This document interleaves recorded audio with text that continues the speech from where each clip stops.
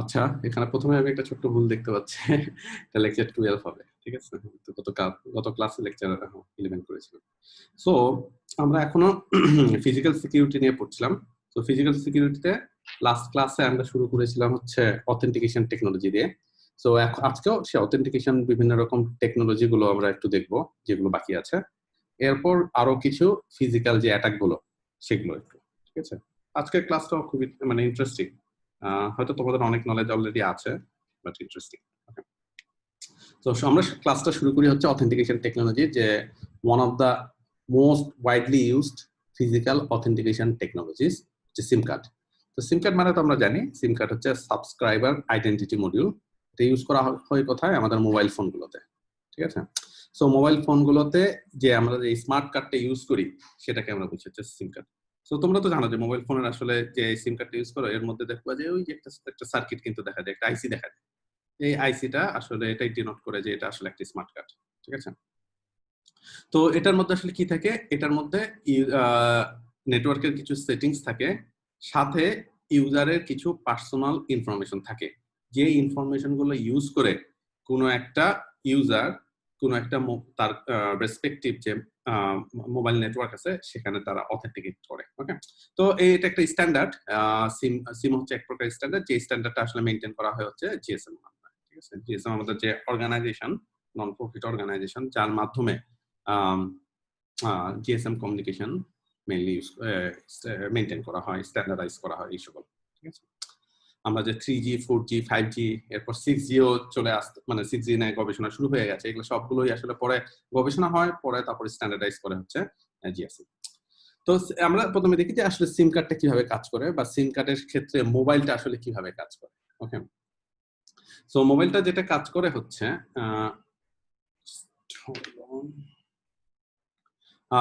সিম কার্ডের ক্ষেত্রে যে আমাদের সিম কার্ডের বললাম যেটা, যে সিম কার্ডের মধ্যে কিছু ইনফরমেশন থাকে, যে ইনফরমেশন গুলো দিয়ে এই সিমের ওনারকে আইডেন্টিফাই করা হয় প্লাস হচ্ছে অথেন্টিকেট করা হয়, যাতে সে কোনো একটা তার যে সেল নেটওয়ার্ক, ওই সিম যে সেল নেটওয়ার্কের জন্য রেজিস্টার করা বা যে নেটওয়ার্কের জন্য অ্যাপ্রোপ্রিয়েট সেই নেটওয়ার্কে তারা যেন রেজিস্ট্রেশনটা অথেন্টিকেশনটা করতে পারে। এখন কি হয়, প্রতিটা সিমের মধ্যে কি ইনফরমেশন থাকে আমরা আসবো ওটা।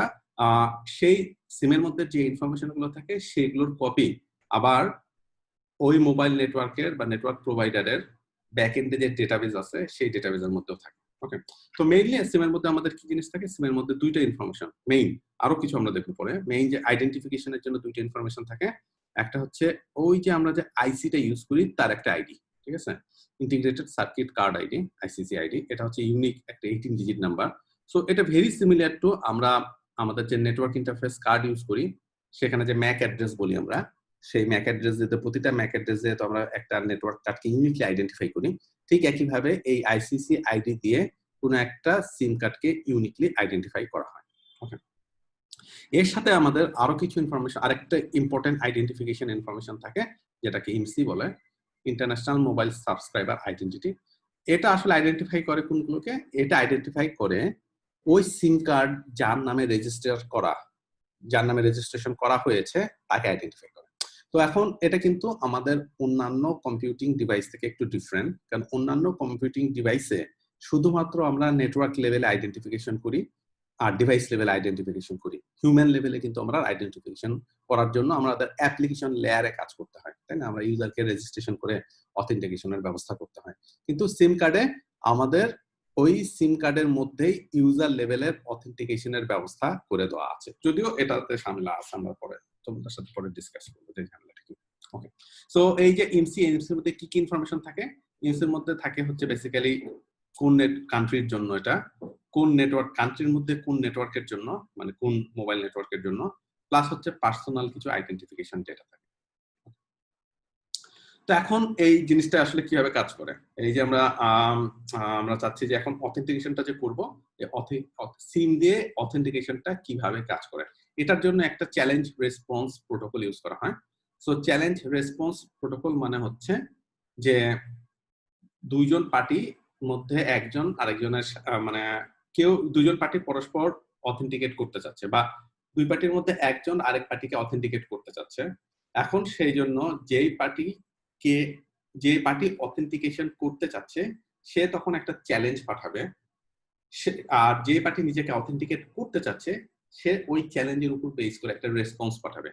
আর তারপর যে পার্টি অথেন্টিকেট করতে চাচ্ছে সে তখন ওই এটাকে ভেরিফাই করবে। ওকে, সো আমাদের এখানে এটা হচ্ছে এই যে মোবাইল ডিভাইস, এটাকে আমরা অথেন্টিকেট করতে চাচ্ছি, আর অথেন্টিকেট করতেছে কে? অথেন্টিকেটিং এন্টিটি হচ্ছে আমাদের একটা বিটিএস বা একটা টাওয়ার, মোবাইল টাওয়ার। ওকে, সো এটা কি করার জন্য, যখনই আমরা একটা সিম কার্ড মোবাইলের মধ্যে ইনসার্ট করে ওটাকে অন করব, তখন কি করবে মোবাইল ডিভাইসটা ওই আশেপাশের যত বিটিএস আছে সবগুলোর সাথে কানেক্ট করার ট্রাই করবে। ঠিক আছে, কানেক্ট করার ট্রাই করার পর সে দেখবে যে আসলে তার করসপন্ডিং বেস স্টেশন, নেটওয়ার্কের বেস স্টেশন কোনটা সেটার সাথে আসলে সে কমিউনিকেট স্টার্ট করবে। তো এটা বুঝবে কোথা থেকে? এটা বুঝবে হচ্ছে আইএমসি এর মধ্যে যে নেটওয়ার্কের ইনফরমেশন আছে সেই ইনফরমেশন ইউজ করে। ওকে, সো যখনই এটা হবে তারপর সে কি করবে, ওই মোবাইল ডিভাইস সিম থেকে ইমসিটা আসলে বেসিক্যালি কালেক্ট করবে, করে পাঠিয়ে দিবে হচ্ছে আমাদের বেস স্টেশনের কাছে। বেস স্টেশন তখন নেটওয়ার্কের ব্যাক এন্ডে যে ডেটাবেস আছে সেই ডেটাবেসের সাথে চেক করে দেখবে যে এই ইমসি বা এই ইমসির এগেইনস্টে কোনো ডেটাবেসে এন্ট্রি আছে কিনা। যদি ডেটাবেসের এন্ট্রি থাকে তার মানে আসলে বুঝবে হ্যাঁ এখানে আসলে এটার একটা ইউজার আছে, এএমসির একটা ইউজার আছে, সে তখন চ্যালেঞ্জ রেসপন্স প্রোটোকলটি ইনিশিয়েট করবে। ইনিশিয়েশনের ফার্স্ট স্টেজে সে কি করবে, একটা 128 বিট র্যান্ডম নাম্বার যেটা একটা চ্যালেঞ্জ হিসেবে কাজ করতেছে সেটা সেন্ড করে দিবে হচ্ছে আমাদের মোবাইল ডিভাইসের কাছে। ওকে, সো এখন মোবাইল ডিভাইস এই জিনিসটা যখন পাবে, র্যান্ডম নাম্বারটা যখন পাবে, এই সিম কার্ডের মধ্যে একটা সিক্রেট কি ইমবেড করে দেওয়া আছে। এই সিক্রেট কি ইউজ করে সে একটা সিমেট্রিক এনক্রিপশন চালাবে, এবং সিমেট্রিক এনক্রিপশনটার নাম একটা প্রোপ্রাইটারি এনক্রিপশন, এটার নাম হচ্ছে আমাদের F5। এই F5 ইউজ করে এনক্রিপ্ট করবে ওই র্যান্ডম নাম্বারটাকে, এবং সেই এনক্রিপ্টেড বা সাইফার টেক্সটকে পাঠিয়ে দিবে হচ্ছে আমাদের টাওয়ারের কাছে। টাওয়ারের কাছে যখন আসবে, টাওয়ার তখন কি করবে, টাওয়ার সেটাকে ডিক্রিপ্ট করবে না। টাওয়ার কি করবে, ওই ব্যাকএন্ডের ডেটাবেসে ওই ইমসির এগেইনস্টে যে সিক্রেট কিটা রাখা আছে সেই সিক্রেট কি ইউজ করে ওই চ্যালেঞ্জটাকে আবার এনক্রিপ্ট করবে, তারপর দুইটা সাইফার টেক্সটকে ম্যাচ করবে। যদি সাইফার টেক্সট দুইটা ম্যাচ করে তার মানে আসলে সঠিকভাবে আমাদের অথেন্টিকেশনটা হয়েছে, তো আমরা বলবো যে তখন সে নেটওয়ার্কে কানেক্ট হতে পারবে, তাকে অ্যালাউ করবে যে বিটিএস এ কানেক্ট হয়ে নেটওয়ার্কের সাথে কানেকশনের ব্যবস্থা করে দেবে। ঠিক আছে, তো এই হচ্ছে আমাদের মোটামুটি আমাদের খুবই সিম্পল, আরো একটু জটিল প্রসেস আছে, আমরা এটা সিম্পলিফাই করেছি এখানে, আরো কিছু মেকানিজম আছে ওকে যেটা এখানে উল্লেখ করা হয়। So it's a very simplified version of the challenge response protocol used in GSM. আইডিয়াটা ক্লিয়ার এটা? স্যার ডিক্রিপ্ট না করে আবার এনক্রিপ্ট করলো, এই জিনিসটা বুঝিনি। আচ্ছা, এটা করতে পারতো, এখন তারা ডিজাইনটা করছে এইভাবে ওকে, যে ডিক্রিপ্ট না আমরা ডিক্রিপ্ট করব না, আমরা করব আবার এনক্রিপ্ট করে এনক্রিপ্ট দুটো ম্যাচ করব। ওকে, এটার আসলে রিজন বলা মুশকিল। আচ্ছা, এটা স্যার এমনি তো প্রসেসটা বোঝা গেছে সবার? খুবই স্ট্রেট ফরওয়ার্ড, খুবই স্ট্রেট ফরওয়ার্ড। ওকে, সো এটা যখন হয়ে গেল তখন আমাদের হয়ে গেল। এখন জিএসএম এর আসলে ভালনারেবিলিটিস গুলো কি কি? সো জিএসএম এর বেশ কিছু ভালনারেবিলিটিস আছে। প্রথম যে ভালনারেবিলিটিস, বিশেষ করে কিছু পুরানো সিম কার্ড বা যে সকল নেটওয়ার্ক খুব ওল্ডার টেকনোলজি ইউজ করে সেই সিম কার্ডে এক ধরনের, আমরা তো A5 বলেছি, A5 ছাড়াও আরো কিছু অ্যালগরিদম ইউজ করা হয়। সেই অ্যালগরিদম ইমপ্লিমেন্ট করার জন্য যে সকল স্ট্যান্ডার্ড ছিল যেটাকে কম্প 128 বা কম্প 121 বলে, এই অ্যালগরিদম গুলোকে দেখা গেছে হচ্ছে রিভার্স ইঞ্জিনিয়ার করা হয়েছে, এবং রিভার্স ইঞ্জিনিয়ার করে দেখা গেছে যে এই অ্যালগরিদম গুলো আসলে একটু ইনসিকিউর। কিভাবে কি ইনসিকিউর? কোনো একটা নির্দিষ্ট সুইটেবল কোনো ইনপুট ওই অ্যালগরিদমের মধ্যে যদি আমরা দেই, সেই ইনপুট গুলোর বেসিসে বিভিন্নভাবে ট্রায়াল করে দেখা যায় যে কয়েক ঘন্টার মধ্যে ওই যে সিক্রেট কিটা ছিল ওই কি এর কিছু ইনফরমেশন অথবা পুরো কিটা রিট্রিভ করা সম্ভব হতো। ঠিক আছে, সো যদি একবার এই ইন্টারনাল কিটা আমরা যদি সিক্রেট কিটা পেয়ে যাই তাহলে তো আসলে আর কিছু করার সময় ইজি, তখন আমরা সহজেই একটা সিম কার্ডকে ক্লোন করতে পারবো। এবং যখন সিম কার্ডকে ক্লোন করতে পারবো তার মানে আসলে কি দাঁড়াবে, তোমার সিম কার্ড তোমার নামে রেজিস্ট্রেশন করা, কিন্তু অন্য কেউ ক্লোন করে এটাকে তখন ইউজ করতে পারছে, টাকা যাচ্ছে তোমার, ওটাকে ইউজ করে সে কোনো ইলিগাল অ্যাক্টিভিটি যদি করে এবং গভর্নমেন্ট যদি ট্রেস করে, ব্লেমটা কিন্তু তোমার ঘরে আসা সো ওই ইমপ্লিমেন্টেশনটা নিউয়ার ভার্সন যেটাকে কম 122 অর 123 বলে, এগুলোকে এটাকে আপডেট করা হয়েছে যাতে ওই যে উইকনেস গুলো ছিল সেই উইকনেসটা যেন দূর হয়ে যায়। এখন দেখা গেছে যে এখন মোটামুটি সিকিউর, এখন পর্যন্ত ব্রেক হয়নি। বাট একটা জিএসএম এর একটা মেজর সমস্যা হচ্ছে জিএসএম এর অ্যালগোরিদম বা যে অ্যালগোরিদম গুলো ইউজ করা হয় এগুলো সবগুলো হচ্ছে প্রোপ্রাইটারি অ্যালগোরিদম। ওকে, তো আমরা আসলে জানি না যে প্রোপ্রাইটারি অ্যালগোরিদম হলে অ্যালগোরিদমের মধ্যে যদি কোনো প্রকার ভালনারেবিলিটিস থাকে এটা বের করা একটু মুশকিল হয়। তো এখন আমরা বলা হচ্ছে যে কম 128, 2 এবং 3 হচ্ছে secure, but still we don't know it is really secure or not. আচ্ছা, তারপর আরেকটা আমাদের A5 অ্যালগোরিদমের মধ্যেও আসলে একটু সমস্যা একটু দেখা গেছে। সমস্যাটা আসলে কি? সমস্যাটা হচ্ছে যে যে যদি আমাদের কোনো একজন অ্যাটাকারের এক্সটেন্সিভ রিসোর্স থাকে, রিসোর্স যদি খুব পাওয়ারফুল থাকে, তাহলে A51 যেটা এখন পর্যন্ত সবচেয়ে কমন ভার্সন A5 অ্যালগোরিদমে, সেটার কিছু ক্রিপ্টোগ্রাফিক উইকনেস বের করা সম্ভব। যদি বের করা যেতে পারে এবং এটার মাধ্যমে হয়তো ব্রেক করা যেতে পারে। ঠিক আছে, এটা অনেকটুকু অনেক সময় থিওরিটিক্যাল, অনেকে থিওরিটিক্যালি এটা প্রুভ করেছে, প্র্যাকটিক্যালি যদিও থাকে এটা হয়তো এখনো ওয়াইডলি ওইভাবে ডকুমেন্টেড না। ঠিক আছে, তো যখনই আমাদের A5 অ্যালগোরিদমটা কোনোভাবে ব্রেক করা যায় তাহলে আসলে কি হচ্ছে, যেহেতু A5 আমাদের জিএসএম এর মধ্যে যে আমরা কমিউনিকেশন গুলো করি সবগুলো A5 অ্যালগোরিদম দিয়ে এনক্রিপ্ট করা। তো রিয়েল লাইফে A5 মানে আমরা যদি ঠিকমতো এনক্রিপশন মেকানিজম ইমপ্লিমেন্ট করা হয়, এটাকে কেউ ইভসড্রপিং করতে পারবে না। অন্য কেউ থার্ড পার্টি, তুমি এবং তোমার আরেকজনের সাথে যে কথা বলছো, দুই পার্টির মধ্যে কেউ ইভসড্রপ করতে পারবে না, শুনতে পারবে না। কিন্তু যদি আমরা A5টা ব্রোকেন হয়ে যায়, ইভসড্রপিংটা পসিবল। আচ্ছা, সো এটার পরবর্তী যে ভার্সনটা তৈরি করা হয়েছিল A52, এটার একটা সমস্যা দেখা গেছে, যেটা পরে জানা গেছে যে এই A52টা ডিজাইন এবং ইমপ্লিমেন্ট করা হয়েছে বিভিন্ন প্রকার গভর্নমেন্টের যে ইন্টেলিজেন্স এজেন্সি গুলো আছে তাদের কাছ থেকে ইনপুট নিয়ে। সো কারণ কি, তারা চায় এই যেহেতু আমাদের কমিউনিকেশনের মধ্যে যদি এনক্রিপ্ট থাকে, দেখা যায় যে গভর্নমেন্ট এজেন্সি গুলো এখানে ইভসড্রপিং করতে পারছে না। সো কোনো একজন যদি টেরোরিস্ট থাকে, সেই টেরোরিস্ট আসলে কি কাজ করতেছে জানতে পারছে না, বা এটা এরকম আর কি। হ্যাঁ, আমরা বললাম একটা এক্সাম্পল। সো গভর্নমেন্টের ইন্টেলিজেন্স এজেন্সি গুলো কি চাইছিল, যে তারা সামহাও ওই এনক্রিপশন অ্যালগোরিদমের মধ্যে এমন কোনো ব্যবস্থা রাখা যাতে কোনো গভর্নমেন্টের এজেন্সি সহজে ইভসড্রপ করতে পারে, সহজে না, উইদাউট মানে ওয়ারেন্ট বা এগুলো ছাড়া হবে না, এগুলো সহ তারা যেন ইভসড্রপ করতে পারে বা ব্রেক করতে পারে। ঠিক আছে, সো দেখা গেছে A52টা আসলে খুব অল্প কিছু ইস্টার্ন ইউরোপিয়ান কান্ট্রি এবং এশিয়ার কিছু কিছু দেশে ইমপ্লিমেন্ট করা হয়েছে, এবং যেই সকল দেশে A52 ইমপ্লিমেন্ট করা হয়েছে সেই সকল দেশে মানুষজন স্কেপটিক্যাল বা সিকিউরিটি রিসার্চাররা, অ্যাক্টিভিস্টরা স্কেপটিক্যাল যে আসলে ওই সকল দেশের গভর্নমেন্ট এজেন্সি চাইলেই যে কোনো কারো ফোনে ইভসড্রপ করতে পারে। এখন জিএসএম এর যে একটা মেইন এই অ্যালগোরিদম গুলোর দুইটাই A51 বা A52 বা অন্যান্য যে সকল অ্যালগোরিদম গুলো, এই অ্যালগোরিদম গুলো সবগুলো হচ্ছে প্রোপ্রাইটারি অ্যালগোরিদম। নর্মালি মনে আছে আমরা যখন বলেছিলাম যে আমাদের কোনো একটা সিস্টেমের সিকিউরিটি সবচেয়ে ভালো প্রোভাইড করবে যদি ওটা আমরা ওপেন ডিজাইন প্রিন্সিপালের উপর হয়ে থাকে। ওপেন ডিজাইন প্রিন্সিপাল কি, যে আমাদের সিকিউরিটিটা ডিপেন্ড করবে ওই অ্যালগোরিদমে যে কি ইউজ করা হচ্ছে সেটার সিকিউরিটির উপর, কিন্তু অ্যালগোরিদমটা should be open to everyone. ঠিক আছে, সো যাতে অ্যালগোরিদমের মধ্যে যদি কোনো ভালনারেবিলিটিস থাকে, মানুষজন, সিকিউরিটি রিসার্চার, একাডেমিশিয়ান, তারা যেন আসলে এটাকে ডিসকভার করে ফেলতে পারে। ওকে, কিন্তু জিএসএম এর যে অ্যালগোরিদম গুলো ছিল এগুলো হচ্ছে প্রোপ্রাইটারি, যেহেতু এই কনসেপ্টের উপর যে সিকিউরিটি বাই অবসকিউরিটি। তো মানে হচ্ছে আমরা অ্যালগোরিদমটাকে আমরা সিক্রেট রাখবো, এবং অ্যালগোরিদম সিক্রেট কি, সাথে সাথে অ্যালগোরিদম দুইটাকে আমাদের সিক্রেট রাখতে হবে, যার মাধ্যমে আমাদের এই জিএসএম এর অথেন্টিকেশন বা A5 এনক্রিপশন টেকনোলজির সিকিউরিটিটা ডিপেন্ড করবে। তো এটা আমরা মনে আছে বলেছিলাম, এটা আসলে করলে সমস্যা কি, সমস্যা হচ্ছে যে অ্যালগোরিদম অনেক সময় রিভার্স ইঞ্জিনিয়ার করা যায়।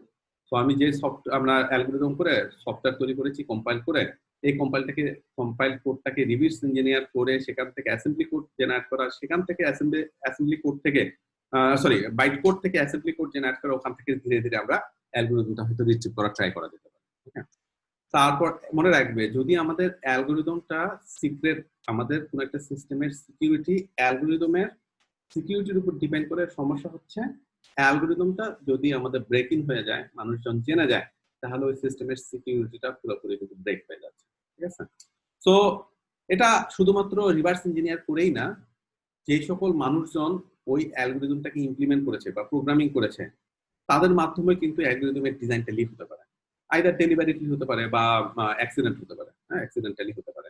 সো এগুলো যখন যেটা বললাম যে অ্যালগরিদম যদি আমাদের ওপেন হয়ে যায় তাহলে কিন্তু পুরোপুরি ওই সিস্টেমের সিকিউরিটিটা শেষ। ঠিক আছে, সো যার কারণে আমরা চাবো যে আমাদের সিস্টেমটা অবশ্যই ওপেন ডিজাইন প্রিন্সিপালের উপর, যাতে যার সিকিউরিটিটা অ্যালগরিদমের সিক্রেটনেসের উপর ডিপেন্ড যেন না করে। ঠিক আছে, তো এই কারণে এখন চিন্তা করা হচ্ছে যে ধীরে ধীরে জিএসএম এর অ্যালগরিদম গুলো তারা ধীরে ধীরে ওপেন স্ট্যান্ডার্ডের দিকে যাবে, যাতে সহজে এই ঝামেলাটা যাবে না। এখন পর্যন্ত সবার ক্লিয়ার? জি স্যার। আমি তো খালি আতিকে শুনতেছি, আতিক ছাড়া আর কেউ আছো তোমরা? জি স্যার। আচ্ছা, আমরা এগুলো খুব ইজি, হ্যাঁ মানে জটিল কিছু না, একটু জটিল ছিল, পরেরগুলো দেখবে যে আসলে অত জটিল কিছু না। ওকে, নেক্সট যে আমরা অথেন্টিকেশন টেকনোলজিটা এক্সপ্লোর করব সেটা হচ্ছে আরএফআইডি। আরএফআইডি এর নাম তোমরা শুনেছো? জি স্যার। আচ্ছা, কোথায় ইউজ হয়েছে আরএফআইডি? স্যার ওই যে লাইব্রেরির বইয়ের ভিতরে থাকে। তাই সাস্টার লাইব্রেরি বইয়ের মধ্যে কি আরএফআইডি আছে? স্যার মানে আছে তো স্যার, সেন্ট্রাল লাইব্রেরি গুলোর মধ্যে আছে কিছু কিছু। আচ্ছা, ওকে, তো তোমরা কি সেমিনার আরএফআইডি? লাইব্রেরি গুলো তো দেখি নাই।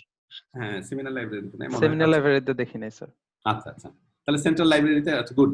আরএফআইডি আছে। সো আরএফআইডি হচ্ছে এরকম একটা আসলে আমাদের খুবই পাতলা একটা জিনিস। ঠিক আছে, তো এরকম একটা জাস্ট চিপ। ওকে, তো এর মধ্যে আসলে এই যে এই সাইডে যেগুলো, এগুলোর মধ্যে কি আছে? এগুলোর মধ্যে আসলে হচ্ছে কয়েল অ্যান্টিনা। এটা একটা অ্যান্টিনা, যার মাধ্যমে অ্যান্টিনা ইউজ করে সে ডেটা ট্রান্সমিট করতে পারে বা রিসিভ করতে পারে, আর এখানের মধ্যে কিছু ইনফরমেশন স্টোর করে রাখার ব্যবস্থা আছে। সো এটা একটা আরএফআইডি, বুঝতেই পারতেছো, রেডিও ফ্রিকোয়েন্সি আইডেন্টিফিকেশন। তো এটার মধ্যে একটা আইডি, কিছু আইডি রাখা আছে। এই আইডিটা সামহাউ সে রেডিও ফ্রিকোয়েন্সি ইউজ করে ওয়্যারলেসলি কারো কাছে ট্রান্সমিট করতে পারে। ওকে, এই অনেক সময় সো এই যে এই ডিভাইস গুলো, এগুলো এত পাতলা, এগুলো তোমরা বললে যে বইয়ের মধ্যে ইউজ হয়, প্লাস হচ্ছে ইউজ করা হয় এখন প্রচুর পরিমাণে ইউজ করা হয় হচ্ছে বিদেশের বিভিন্ন প্রকার কনজিউমার প্রোডাক্টে। সে ফর এক্সাম্পল তোমরা টিভি কিনতে যাচ্ছ, টিভির বক্সের মধ্যে আরএফআইডি আছে, বা শার্ট বা ক্লোথস কিনতে চাচ্ছ, ক্লোথের মধ্যে এরকম আরএফআইডি থাকে। সো এটা এক প্রকার আগে এটা কি হয়, এটা সুবিধাটা হচ্ছে আমি বলি।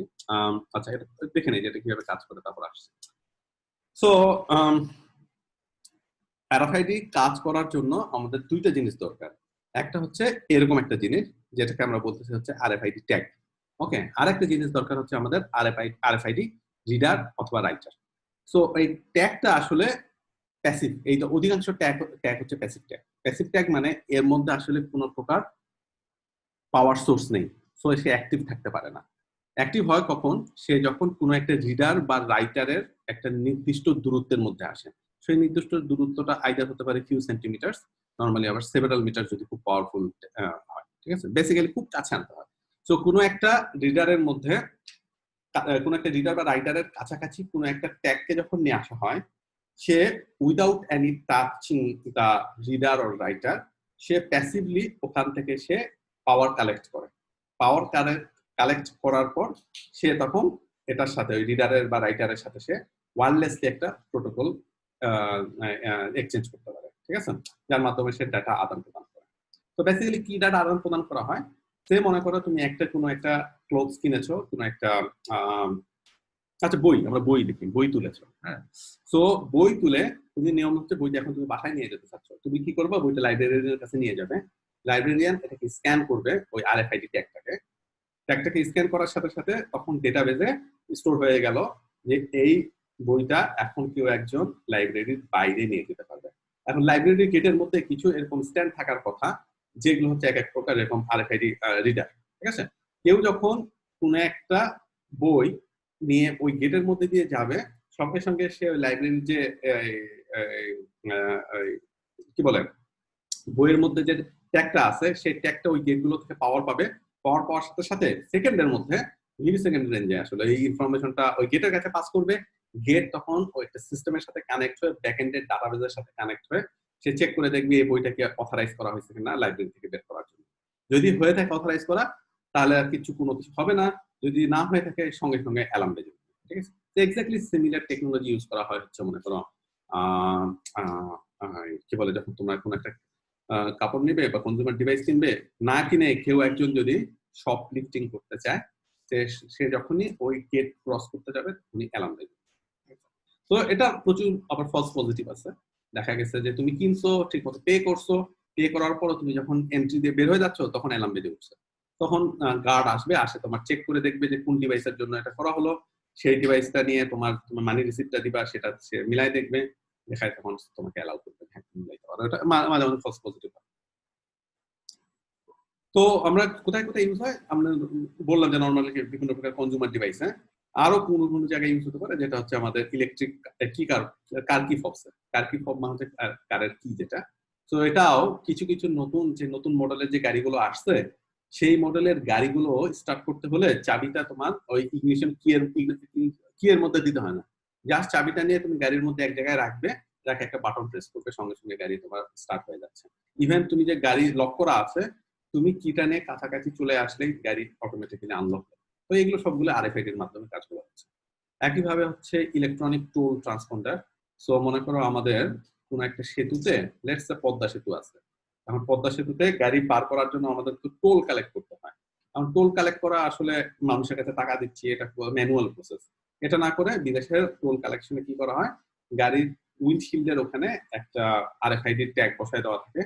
তোমার যখন টোলের ওখানে যাবা, ওই যে ব্যারিয়ারটা আছে, ব্যারিয়ার ওখানে স্ক্যানার আছে, ওই স্ক্যানারটা তখন ওই টোলটাকে স্ক্যান করবে, করে ডাটাবেজে চেক করে দেখবে যে তোমার কি পেমেন্ট করা আছে কিনা। যদি পেমেন্ট করা হয় থাকে সঙ্গে সঙ্গে কয়েক সেকেন্ডের মধ্যে তোমার টোলের ব্যারিয়ারটা খুলে যাবে। ঠিক আছে, তো হিউম্যান ইন্টারভেনশন লাগছে না, ব্যাপারটা একটু ফাস্ট।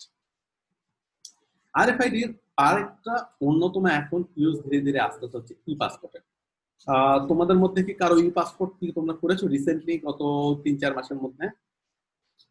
না স্যার, ই পাসপোর্ট তো মানে শুরু হয়েছে দেরিতে, আর এখনো তো স্যার মানে জনসাধারণের জন্য উন্মুক্ত করা হয় না। এটা করা হয়েছে এখনো মানে সচিবালয় বা মন্ত্রণালয় লেভেলে ওপেন করা আছে ও স্যার। তাই, আচ্ছা আচ্ছা। আমি আবার জি স্যার। ফেসবুকে দেখলাম যে কয়েকটা পোস্টে মানুষজন পাচ্ছে, এখন হয়তো তারা ওই মানে সরকার গভর্নমেন্ট অফিসিয়াল এটা। জি স্যার, মানে এটা এখনো ওইভাবে চালু করা হয় নাই, ফার্স্ট আচ্ছা স্টেজে আছে আর কি স্যার। আচ্ছা। তো যাক, ই পাসপোর্ট আমরা বলি। আমাদের নর্মালি পুরানো যে পাসপোর্টটা ছিল, আমি বলি আমি যখন প্রথম বিদেশে গিয়েছি 2007-এ, তো 2007-এ যে আমাদের পাসপোর্টটা ছিল, এই পাসপোর্টটা হচ্ছে হাতে লেখা পাসপোর্ট। তো বিদেশে তখনই ই পাসপোর্ট চলছে। ওকে, হাতে লেখা পাসপোর্ট এটা একটা, বিশেষ করে আমি বলি একটা এক্সাম্পল, যেমন ইউকে তে যখন বা ইউরোপিয়ান যেগুলো দেশে বাংলাদেশি মানুষজন অনেক যাতায়াত করে, তারা জানে যে বাংলাদেশি পাসপোর্ট গুলো এরকম হাতে লেখা পাসপোর্ট। ঠিক আছে, তো তারা খুব বেশি অবাক হয়নি। তো আমার কোর্সের জন্য তো আমাকে এস্তোনিয়াতে যেতে হয়েছিল, এবং এস্তোনিয়া হচ্ছে, বুঝতে পারতেছো সেই সময় এস্তোনিয়াতে অনেক বাংলাদেশি কম ছিল। তারা বাংলাদেশ পাসপোর্ট, এটাই তো তাদের কাছে একটা অদ্ভুত যে বাংলাদেশ থেকে একটা আমি এন্ট্রি দিছি। আচ্ছা রাইট, সমস্যাটা আমার হয়নি, সমস্যাটা তোমাদের ম্যাডামের হয়েছিল। তোমাদের ম্যাডাম ইউকে তে ছিল, ইউকে থেকে আমি এস্তোনিয়াতে ছিলাম। আমি নরওয়ে থেকে এস্তোনিয়াতে বুক করছি, তো ওটা সেঙ্গেন এরিয়ার মধ্যে, তো আমাদের কোনো পাসপোর্ট চেকিং ছিল না। ওকে, কিন্তু তোমাদের ম্যাডাম ইউকে থেকে আমার ওখানে ভিজিট করতে আসছে এস্তোনিয়াতে। তো ইউকে যেহেতু সেঙ্গেন এরিয়ার মধ্যে না, সো তখন ওখানে পাসপোর্ট চেকিংটা আছে। তো তোমার ম্যাডাম তার পাসপোর্টটা দিয়েছে, পাসপোর্টটা দিয়ে ওরা পাসপোর্টটা দেখছে প্রথমে বাংলাদেশ, আচ্ছা ঠিক আছে ওকে বাংলাদেশ সবুজ পাসপোর্ট। তারপর খুলে দেখে এখানে হাতে লেখা, দেখে তো তারা পুরোপুরি ভয় পেয়ে গেছে যে হাতে লেখা পাসপোর্টে কোন দেশ থেকে, মানে কি অবস্থা। সো তারপর তারা প্রায় 40-45 মিনিট তোমার ম্যাডামকে ওই কিউতে দাঁড় করায় রেখেছে, ওরা ভিতরে গেছে, এগুলাকে ইনভেস্টিগেট করছে, এটা করছে ওটা করছে, করে তারপর ধীরে ধীরে অ্যালাউ করছে। যাক, মানে ভিসা তো ছিল তোমার ম্যাডামের, ওটা সমস্যা না, কিন্তু পাসপোর্টটা যে হাতে লেখা এটা নিয়ে তাদের আসলে টেনশনে পড়ে গেছে। তো তারপর বাংলাদেশে 2013 বা 14 সালের দিকে ওই হাতে লেখা পাসপোর্ট থেকে আসলো হচ্ছে এমআরপি, যেটাকে বলা হচ্ছে machine readable passport. Machine readable passport হচ্ছে সুবিধা হচ্ছে আমাদের সবকিছু মেশিনে মানে সবকিছু কিন্তু ওখানে হাতে লেখার কোনো কনসেপ্ট নেই। তোমাদের আইডেন্টিফিকেশনের ডেটা সবগুলো সুন্দর করে একটা মেশিন দিয়ে প্রিন্ট করা। এবং শুধু তাই না, ওখানে ওই যে তোমাদের আইডেন্টিফিকেশন যে পেজটা আছে সেই পেজটা একটা ডিভাইসের মধ্যে স্ক্যান এইভাবে করলেই স্ট্রাইপ মানে এইভাবে করলে স্ক্যান করলে সঙ্গে সঙ্গে পাসপোর্টের যে সকল ইনফরমেশন সেগুলো তাদের স্ক্রিনে চলে আসে। ওকে, তো দেখা গেছে ওই পাসপোর্ট গুলো আসলে খুব বেশি সিকিউর না, সেই জন্য সিকিউরিটিটা আরো বাড়ানোর জন্য আরএফআইডি ইউজ করে নতুন স্মার্ট পাসপোর্ট বলা হচ্ছে এগুলোকে, বা ই পাসপোর্ট বলা হচ্ছে। তো আরএফআইডি পাসপোর্ট কি, এরকম দেখবে যে তোমাদের পাসপোর্টের মধ্যে একটা চিপের সিম্বল থাকবে। ওকে, এই চিপের সিম্বল থাকা মানে তখন আমরা তাকে বলছি হচ্ছে ই পাসপোর্ট। ই পাসপোর্ট কি, এই যে আমাদের প্রথম পেজটা, এই প্রথম পেজের মধ্যে ইমবেড করা আছে একটা আরএফআইডি চিপ এবং যে অ্যান্টিনাটা দরকার যার মাধ্যমে ওয়্যারলেসলি সে কমিউনিকেট করবে। এই অ্যান্টিনাটা ওখানেই কাগজের মধ্যে দেওয়া, ওকে, ইমবেড করা। সো এই এর সুবিধা কি, এখানে এই চিপের মধ্যে আমরা অনেক কিছু ইনফরমেশন সিকিউরলি স্টোর করতে পারবো। কি কি থাকতে পারে, নানা রকম তো ইনফরমেশন আছে, এক্সপায়ারি ডেট, এটা ওটা ওই সকল। সাথে সাথে আমরা এটার মধ্যে ডিজিটাল ফেস ফটোগ্রাফও ইমবেড করা সম্ভব। তো যখন স্ক্যান করা হচ্ছে ওই পার্টিকুলার ইউজারের ফটোটাও ওই যারা চেক করতেছে তাদের স্ক্রিনে চলে আসবে। সো গলা কাটা পাসপোর্টের যে একটা চল ছিল এক সময়, ধীরে ধীরে একদম অবসলিট হয়ে যাচ্ছে, আর পাওয়া যাচ্ছে। ঠিক আছে, তো এখন ই পাসপোর্টের সিকিউরিটিটা কি ডিপেন্ড করে, যেহেতু আমরা অনেক কিছু ইনফরমেশন পাসপোর্টের মধ্যে স্টোর করে রাখছি, সেই জন্য একটা সিক্রেট কি দিয়ে আমাদের এনশিওর করতে হয় কমিউনিকেশনটা। ওকে, সো বিশেষ করে কিছু ইনফরমেশন গুলো সিক্রেট কি দিয়ে রাখা হয়। তো সিক্রেট কিটা আবার খুব ইজিলি, মানে এখন সমস্যাটা বুঝতেই পারতেছো যে আমি যদি কারোর সাথে কমিউনিকেট করতে চাচ্ছি, সে যদি আমার সিক্রেট কিটা না জানে, কিছু ইনফরমেশন সে হয়তো ডিক্রিপ্ট করতে পারবে না। ওকে, তার মানে আমাকে তো তার সিক্রেট কি পাস করতে হবে, এবং সিক্রেট কি পাস করার উপায় কি, সিক্রেট কি পাস করার তো আসলে উপায় খুব ডিফিকাল্ট। সেই জন্য সিক্রেট কিটা আসলে রিয়েল টাইমে বিল্ট ইন করা হয় কি কি দিয়ে, passport number, date of birth এবং এক্সপায়ারেশন ডেট, এই তিনটে ইনফরমেশনকে কনক্যাটেনেট করে কারো একটা ওই পার্টিকুলার পাসপোর্টের জন্য সিক্রেট কি তৈরি করা হয়। তুমি বুঝতেই পারতেছ এই সিক্রেট কিটা খুব বেশি স্ট্রং সিক্রেট না, কারণ মানুষজন তো, আমি আমার বন্ধু তো ডেট অফ বার্থ জানি অনেক সময়, ঠিক আছে, আমি তাদের দেখি তো পাসপোর্টটা দেখি তো নিলাম, পাসপোর্ট নাম্বারটা সামহাও আমি স্ক্যান করে রেখে দিলাম, এটা করে দিলাম, এক্সপায়ারেশন ডেটটা নিয়ে নিলাম, এগুলো ইউজ করে কিন্তু আমরা পার্টিকুলার সিক্রেট কিটা পেয়ে যাওয়া সম্ভব। ওকে, সো যখন সিক্রেট কিটা যখন পেয়ে যাওয়া সম্ভব, এই ইনফরমেশন ইউজ করে তারা হয়তো হয়তো কিছু কিছু অ্যাটাক চালাতে পারবে। ঠিক আছে, কিন্তু আসলে এটা খুব ডিফিকাল্ট একটা প্রবলেম যে আমি কিভাবে সিক্রেট কি ছাড়া করব। আমি শিওর যে পাবলিক কি ক্রিপ্টোগ্রাফি ইউজ করে এটা করা সম্ভব, এক সময় এটা চলে আসবে। সো এখনো এটা করার জন্য আমাদের একটা পাবলিক কি ডেটাবেস দরকার, প্রতিটা পাসপোর্টের এগেইনস্টে যে পাবলিক কিতে ইস্যু করা হচ্ছে সেই ইনফরমেশনটা দরকার। সেই ইনফরমেশনটা এক সময় যখন এই ইনফ্রাস্ট্রাকচারটা চলে আসবে, তখন আমাদের এইভাবে আর সিক্রেট কি হয়তো জেনারেট করতে হবে না। আচ্ছা, লাস্ট আমরা যে অথেন্টিকেশন টেকনোলজিটা আমরা ইউজ করব বা এক্সপ্লোর করব, সেটা হচ্ছে আমাদের বায়োমেট্রিক। সো বায়োমেট্রিকটা আমরা মোটামুটি জানি, তাই না? বায়োমেট্রিক আমরা যে এটা হচ্ছে এমন এক প্রকার মেকানিজম যেটা ইউজ করে কোনো একটা মানে মেকানিজম যেটা কি ডিপেন্ড করে, যেটা ডিপেন্ড করে ইউজারের কোনো ফিজিওলজিক্যাল ট্রেট বা বায়োলজিক্যাল ট্রেটের, ঠিক আছে, এগুলোর উপর বেস করে আমরা ইউজারকে আইডেন্টিফাই করছি। ওকে, এবং আইডেন্টিফাই করার পর তারপর হয়তো অথেন্টিকেট করছি। সো এটা করার জন্য আমাদের যে বায়োমেট্রিক সিস্টেম আছে, বায়োমেট্রিক সিস্টেমের জন্য আমাদের কি দরকার, সিস্টেমের জন্য আমাদের দুইটা ডিভাইস দরকার মেইনলি। একটা হচ্ছে আমাদের একটা সেন্সর দরকার যার মাধ্যমে আমরা বায়োমেট্রিক ডেটাটা কালেক্ট করব, বা স্ক্যানার যেটা আমরা বলছি, ঠিক আছে। এখান থেকে আমরা বায়োমেট্রিক ডেটাটা কালেক্ট করব, করে আমাদের ব্যাক এন্ডে কিছু একটা রেফারেন্স ইনফরমেশন থাকবে বা একটা টেমপ্লেট থাকবে, সেই টেমপ্লেটের এগেইনস্টে আমরা কম্পেয়ার করব। এই কম্পেয়ারের উপর বেস করে ইউজারকে আমরা অথেন্টিকেট করব। ওকে, সো তার আগে আমাদের ইনশিওর করতে হবে যে বায়োমেট্রিক যে ইনফরমেশনটা আমরা ইউজ করছি সেই ইউজের কিছু রিকোয়ারমেন্ট ফুলফিল করতে হবে। ঠিক আছে, রিকোয়ারমেন্টস গুলো কি কি, যে আমরা যে বায়োমেট্রিক যে ক্যারেক্টার গুলো আমরা ইউজ করছি, তো অবশ্যই আমাদের বায়োমেট্রিক যে ক্যারেক্টারটা সেটা অবশ্যই ইউনিভার্সাল হতে হবে। ইউনিভার্সাল মানে কি, প্রতিটা অলমোস্ট এভরি পার্সনের জন্য এই ক্যারেক্টারটা থাকবে।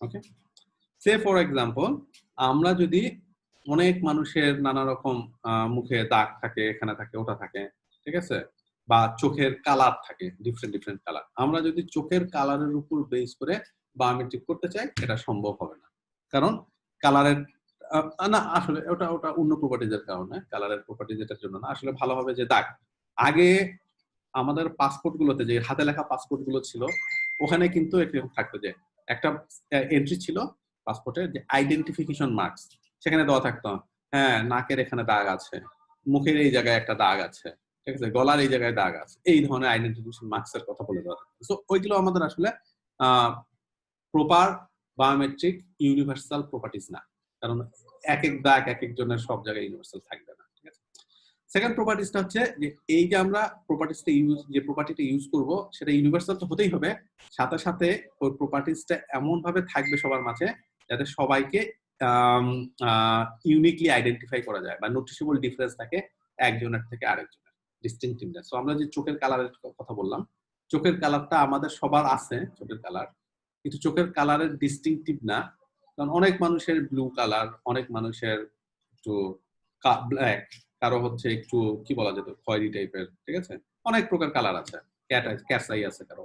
সো সো দেখা যায় যে এটা আমাদের ডিস্টিংক্ট হয় না। ওকে, সেকেন্ড প্রপার্টিসটা আমাদের হতে হবে হচ্ছে পার্মানেন্ট, যে এই প্রপার্টিসটা অবশ্যই ওভার টাইম খুব বেশি যেন চেঞ্জ না হয়। খুব বেশি যেন চেঞ্জ যদি হয়ে থাকে তখন আমাদের বায়োমেট্রিকটা আমরা খুব বেশি ইউজ করতে পারবো না। আরেকটা জিনিস হচ্ছে আমাদের কালেক্টিবিলিটি। কালেক্টিবিলিটি প্রপার্টিসটা হচ্ছে যে আমরা যে প্রপার্টিসটা ইউজ করব এই প্রপার্টিসটা অবশ্যই যে ভালো মতো আমরা ক্যাপচার করে তাকে ঠিক মতো ক্যাপচার করতে পারবো এবং কোয়ান্টিফাই করতে পারবো। আমরা যদি ওই প্রপার্টিসটা যদি কোয়ান্টিফাই করতে না পারি তখন কিন্তু আমরা পরবর্তীতে ম্যাচিং করাতে পারবো।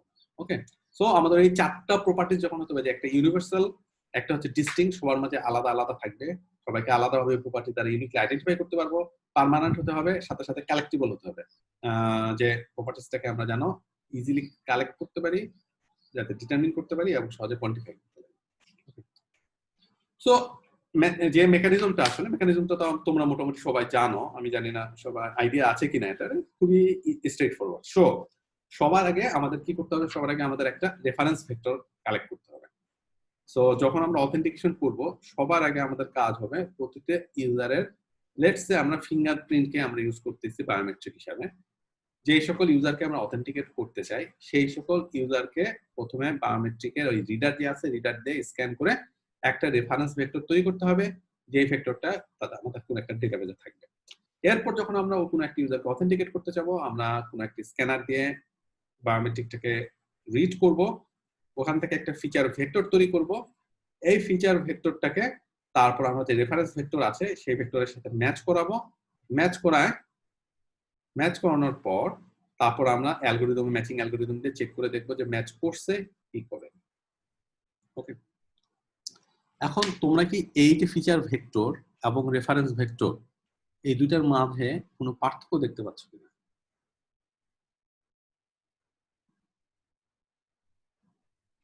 জি স্যার, হালকা পার্থক্য তো আছে। হ্যাঁ, পার্থক্যটা কি,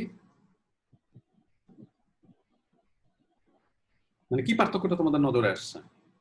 মানে এই যে রিডারের যে দাগগুলো, লাইনগুলোর অ্যালাইনমেন্টটা কেমন জানি, ফিচার হ্যাঁ, ভেক্টর আর রেফারেন্স ভেক্টরের লাইন অ্যালাইনমেন্টটা ঠিক না, মানে ঠিক না, কোথাও গাঢ় কোথাও হালকা। মানে হ্যাঁ আমরা এক্সপেক্ট করতেছি যে অ্যালাইনমেন্টটা ঠিক হবে, কিন্তু দেখা গেছে যে অ্যালাইনমেন্ট অনেক জায়গায় ঠিক নাই, ঠিক তাই না। তো? এই হচ্ছে জি মেইন স্যার। পার্থক্য। গুড গুড ফাইন্ডিং, আমরা আসতেছি এটা কেন।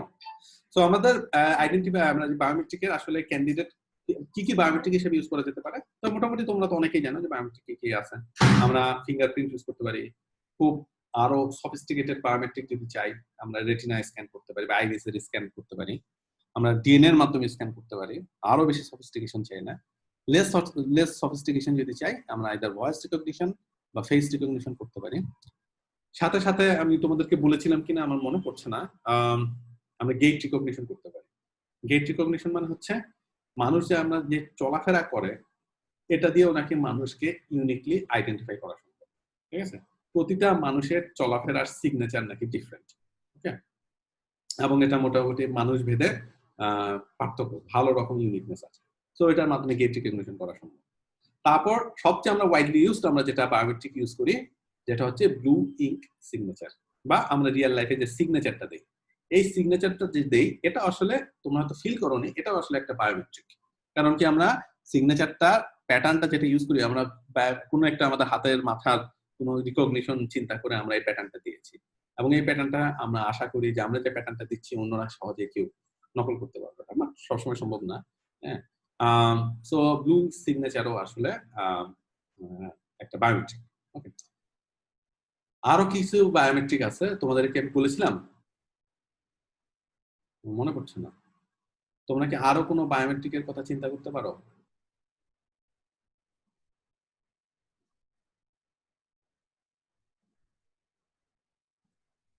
ওকে, আরো ইন্টারেস্টিং কিছু বায়োমেট্রিক্স আছে যেগুলো একটু সফিস্টিকেটেড বেশি। আমাদের যে পালস অর হার্টবিট, এটাও নাকি প্রতিটা ইউজারের জন্য ইউনিক। তো আমরা যদি কিছু টাইমের বেসিসে আমরা যদি এই রেটটা ইউজ করি, এটার মাধ্যমেও নাকি মানুষকে ইউনিকলি আইডেন্টিফাই করা যায়। আচ্ছা, আরো ইন্টারেস্টিং একটা আছে, আমাদের কানের ভিতরে যে আমাদের যে প্যাটার্ন, ককলিয়া যেটা বলে, ককলিয়ার যে প্যাটার্নটা, এই প্যাটার্নটাও নাকি ইউনিক। সো কানের স্ক্যান করেও মানুষকে হয়তো ইউনিকলি আইডেন্টিফাই করা সম্ভব। ঠিক আছে, বায়োমেট্রিক দেখতে একটু অদ্ভুত লাগবে যে কানকে স্ক্যান করছি পরে কানকে রিড করা হচ্ছে, বাট সম্ভব। ঠিক আছে, যাই হোক, এই হচ্ছে আমাদের বিভিন্ন প্রকার বায়োমেট্রিক আইডেন্টিফিকেশন। এখন বায়োমেট্রিকের আসলে বাঁধন যে বললো যে প্রবলেম গুলো আমরা দেখি যে এটার বেসিসে আমাদের কিছু সমস্যা আছে। সো নর্মালি মেইন সমস্যা হচ্ছে বেসিক্যালি কিছু সিকিউরিটি সমস্যা, কিছু প্রাইভেসি সমস্যা। আচ্ছা, মেইন যে সমস্যাটা হচ্ছে, মেইন যে সিকিউরিটির যে সমস্যাটা, আচ্ছা না আমরা বলি যে প্রাইভেসির যে সমস্যাটা, প্রাইভেসির সমস্যাটা হচ্ছে যে বায়োমেট্রিক ডেটা যেহেতু একটা পার্মানেন্ট ডেটা, এই বায়োমেট্রিক ডেটাটা পার্মানেন্ট ডেটা মানে হচ্ছে একবার যদি এই ডেটাটা চুরি হয়ে যায়, এটা কিন্তু সবার চুরি হয়ে গেল। ঠিক আছে, কারো যেন মাইক্রোফোনটা একটু মিউট করা নেই, একটু যদি মিউট করো প্লিজ। Thank you. আচ্ছা, সো বায়োমেট্রিক ডেটাতে যদি কোনোভাবে যদি চুরি হয়ে যায়, তোমার কিন্তু ওই ডেটা লস্ট খালি না, এই ডেটাটা লস্ট ফর গুড। ঠিক আছে, কারণ লেটস সে বাংলাদেশে আমরা যে আমরা বায়োমেট্রিক ডেটার যে ডেটাবেসটা আছে ইলেকশন কমিশনের কাছে, এখানে যে সিকিউরিটির অবস্থা বাংলাদেশে কোনো কারণে এত মানুষের বায়োমেট্রিক ডেটা যদি চুরি হয়ে যায়, এই ডেটাকে আসলে অনেকভাবে ইউজ করা সম্ভব। কারণ এই ডেটা চেঞ্জ করার উপায় নেই। আমার পাসওয়ার্ড চুরি হলে আমরা পাসওয়ার্ড রিসেট করতে পারবো। হ্যাঁ, আমরা অন্যান্য সিক্রেট ইনফরমেশন চুরি হয়ে গেলে সেগুলোকে রিসেট করতে পারবো। কিন্তু আমরা ফিঙ্গারপ্রিন্টের এই ডেটা যদি চুরি হয়ে যায় কোনো কারণে, আর বাংলাদেশের মধ্যে আমরা ফিঙ্গারপ্রিন্ট দিয়ে অথেন্টিক ভাবে কোন ইউজারকে আর অথেন্টিকেশন করতে পারবো না। ঠিক আছে, শেষ, নন, তোমাকে তখন অন্য কোনো মেকানিজম নিয়ে আসতে হবে। সো এই যার কারণে আসলে এটা প্রাইভেসি কনসার্ন অনেক বেশি। প্রাইভেসি কনসার্ন, এটা তো সিকিউরিটি কনসার্ন আমি বললাম, প্রাইভেসি কনসার্নটা হচ্ছে যে এই ডেটাটা তুমি হয়তো আমরা যদি নাই জানি এটা চুরি হয়ে গেছে, এটা বিভিন্ন জায়গায় হয়তো ইউজ করা যাবে, মানুষজন হয়তো বুঝবেই না, বিভিন্ন প্রোফাইলের কাজে ইউজ করা হচ্ছে, মানুষ হয়তো বুঝবেই না। ঠিক আছে, এখন তার মানে আসলে কি করতে হবে, আমাদের এনশিওর করা উচিত যে যখন আমরা এই ডেটাটা স্টোর করব, সেই ডেটাটা অবশ্যই এনক্রিপ্টেড ভাবে স্টোর যেন থাকে। ওকে, কিন্তু এনক্রিপ্টেড ভাবে স্টোর থাকলেও আমরা যখন বায়োমেট্রিক ডেটাটা ট্রান্সমিট করতেছি, সেটা কিন্তু একটা ডিফারেন্ট চ্যালেঞ্জ। রিয়েল লাইফে তোমরা চিন্তা করো, রিয়েল লাইফে আমি মনে আছে গত 1 বা 2 ক্লাসের আগে বলেছিলাম যে আমরা কখন সবসময় পাসওয়ার্ডকে আমরা স্টোর রাখবো না, আমরা কি রাখবো, পাসওয়ার্ডের হ্যাশ। ওকে, আর পাসওয়ার্ড যখন আমরা ট্রান্সমিট করব ওভার দ্য নেটওয়ার্ক, কখনোই আমরা পাসওয়ার্ড ট্রান্সমিট করব না, সবসময় করব হচ্ছে আমরা তাদের হ্যাশ। ওকে, এখন আমাদের যে এই যে যখন আমাদের বায়োমেট্রিক যে আইডেন্টিফিকেশন মেকানিজমটা হয়, তখন যে রেফারেন্স ভেক্টর এবং যে ফিচার ভেক্টর, এই দুটার মাঝে আসলে খুব মুশকিল হয়ে যায়, কখনোই আমাদের এক্সাক্ট ম্যাচ করে না। ঠিক আছে, সো যখন এই যে অ্যালগোরিদমটা হয়, এই অ্যালগোরিদমটার মধ্যেই একটা থ্রেশহোল্ড থাকে যে এত পরিমাণ যদি ম্যাচ করে, সো লেটস সে 90% ম্যাচ বা 70% ম্যাচ বা 80% ম্যাচ, এরকম ম্যাচ করলে আমরা ধরে নেই যে ইউজার অথেন্টিকেট হয়ে যাবে, ওই ইউজারকে পুরোপুরি আইডেন্টিফাই করা সম্ভব। কারণ এখানে দেখো, এখানে আমরা যে দেখছি অনেক জায়গায় কিন্তু ম্যাচ করেনি। সো কিন্তু এই লাইন আমরা যখন পার্টিকুলার এই দুটো যখন ম্যাচ করাবো, করে যদি ওই থ্রেশহোল্ডটা যদি অতিক্রম করে, এটার বেসিসে আমরা তখন বলবো যে হচ্ছে বায়োমেট্রিক আইডেন্টিফিকেশন। এটা আসলে সবগুলোর জন্য না, আমি বলছি হচ্ছে বিশেষ করে ফিঙ্গারপ্রিন্টের ক্ষেত্রে, ভয়েসের ক্ষেত্রে, ওকে, বা ইভেন ফেসের ক্ষেত্রে, ফেস রিকগনিশনের ক্ষেত্রে, ফেশিয়াল রিকগনিশনের ক্ষেত্রে। সো এখানে যখন ম্যাচ করে না, সো আমরা তার মানে হচ্ছে আমরা যে ম্যাচিং অ্যালগরিদমটা করি সেই ম্যাচিং অ্যালগরিদমের মধ্যে এই যে আমাদের যে কিছু ডিফারেন্স আছে এই ডিফারেন্সটা আমাদের চিন্তা করতে হবে। ওকে, এখন আমরা চাচ্ছি যে আমরা সিকিউরলি এটা স্টোর করব। সিকিউরলি যখন স্টোর করব, আচ্ছা, সো সিকিউরলি যখন সেটাই হচ্ছে যে আমরা যখন কি আমরা করি যে নরমালি সিকিউরলি স্টোর করার জন্য আমরা চাচ্ছি এনক্রিপ্ট করে রাখবো, দ্যাটস ফাইন। কিন্তু আমরা যখন নেটওয়ার্কে ট্রান্সমিট করব সেই ডেটাটা যদি কোনোভাবে নেটওয়ার্কে অন দ্য ওয়ে ট্রান্সমিশনের সময় যদি ক্যাপচার হয়ে যায় তাহলে তো সমস্যা। ঠিক, তার মানে আসলে উচিত আমাদের কি যে পাসওয়ার্ড যেভাবে আমরা ট্রান্সমিট করি হ্যাশ করে সেইভাবে আমাদের করা উচিত। কিন্তু এখন একটা প্রবলেম তৈরি হচ্ছে, তোমরা কি প্রবলেমটা বুঝতে পারতেছো?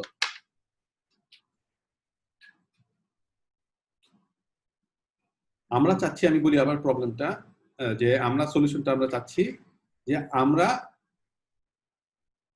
আমাদের রেফারেন্স ভেক্টরটাকে এনক্রিপ্ট করে রাখবো ডেটাবেজে, দ্যাটস ফাইন। কিন্তু ইউজার যখন আইডেন্টিফিকেশন বা অথেন্টিকেশন করছে তখন যে এই বায়োমেট্রিক ডেটা জেনারেট করলো সেটাকে এখন নেটওয়ার্কে তো পাঠাতে হবে যাতে ব্যাক এন্ডে আমরা কম্পারিজন ম্যাচিং করতে পারি। তো এই নেটওয়ার্কে যখন যাচ্ছে তখন তো নর্মাল ভাবে যদি যায় তাহলে আমাদের সমস্যা। সো যে আমরা চাচ্ছি যে পাসওয়ার্ড যেভাবে যায় সেটা যদি আমরা হ্যাশ পাঠাতে পারি তাহলে সবচেয়ে বেস্ট। ওকে, সো আমরা চাই আমাদের সবচেয়ে বেস্ট ওয়ে হতো সিকিউরিটির দিক দিয়ে যদি চিন্তা করি যে আমরা যখন ইউজারের অথেন্টিকেশন করব তখন যে আইডেন্টিফিকেশন বা বায়োমেট্রিক ডেটাটা নিচ্ছি, যে ফিঙ্গারপ্রিন্ট নিচ্ছি সেটাকে না পাঠিয়ে আর হ্যাশটাকে পাঠাবো। এই হ্যাশ যদি পাঠাই তখন আমাদের একটা কিছু একটা স্পেসিফিক প্রবলেম তৈরি হচ্ছে। আমার কোশ্চেন হচ্ছে এই প্রবলেমটা কি তোমরা গেস করতে পারো?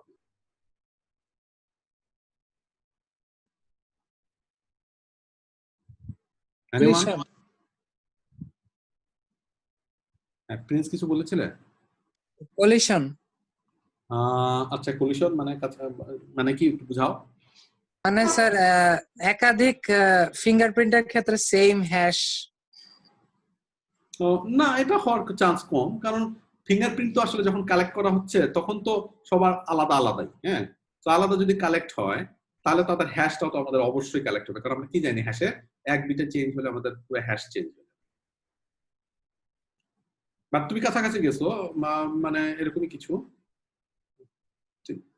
এনিওয়ান?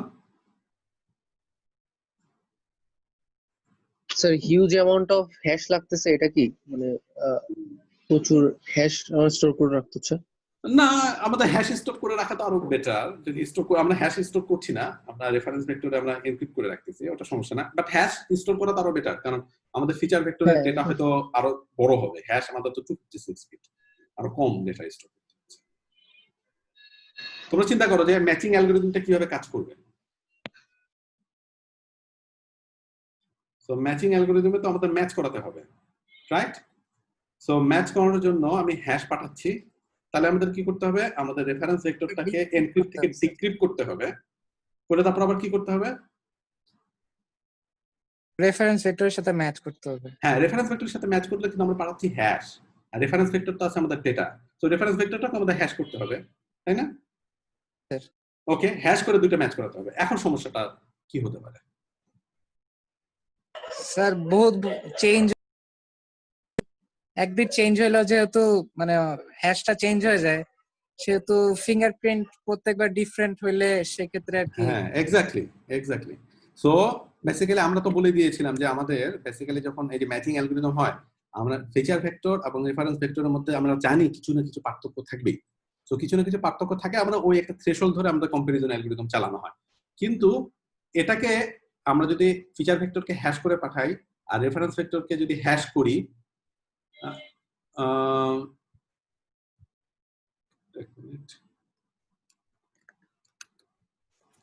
রেফারেন্স ভেক্টরকে যদি আমরা হ্যাশ করি তো এই দুইটার মধ্যে যেহেতু এক বিটের অনেক পার্থক্য থাকতে পারে, তাহলে আমাদের দুইটা হ্যাশ কখনোই ম্যাচ করবে না, এবং যদি হ্যাশ ম্যাচ না করে আমাদের ম্যাচিং অ্যালগরিদমটা সবসময় ফলস হবে, সবসময়।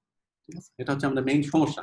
তো আমরা চাচ্ছি প্রাইভেসি প্রিজার্ভিং করতে, আর সিকিউরিটিটা এনশিওর করতে চাচ্ছি, বাট দেখা গেছে এটা একটা সমস্যা, কারণ আমাদের হ্যাশিং অ্যালগরিদমের ক্রিপ্টোগ্রাফিক হ্যাশিং অ্যালগরিদম বেসিক্যালি এক বিটের সমস্যা হলেই আমাদের ওই তখন আর চেঞ্জ হয়ে যাবে। ওকে, সো এটা এই সমস্যা দূর করার জন্য বেসিক্যালি নতুন এক ধরনের সর্ট অফ হ্যাশিং অ্যালগরিদম, যেটাকে আমরা মেসেজ, আমার মনে আছে আমরা মেসেজ ম্যাক করেছিলাম, মেসেজ অথেন্টিকেশন কোড। এটা হচ্ছে সিমেট্রিক এনক্রিপশনের সাথে হ্যাশিংটাকে অ্যাড করে আর কি ইউজ করা। সো ওরকম কনসেপ্ট আমরা, যেটাকে আমরা বলছি হচ্ছে অ্যাপ্রক্সিমেট মেসেজ অথেন্টিকেশন কোড। ঠিক একইভাবে যেভাবে আমরা রেফারেন্স ভেক্টর এবং ফিচার ভেক্টরের মধ্যে একটা থ্রেশহোল্ড রাখতেছি, ঠিক একইভাবে আমরা দুইটা হ্যাশের মধ্যেও একটা থ্রেশহোল্ড রাখবো।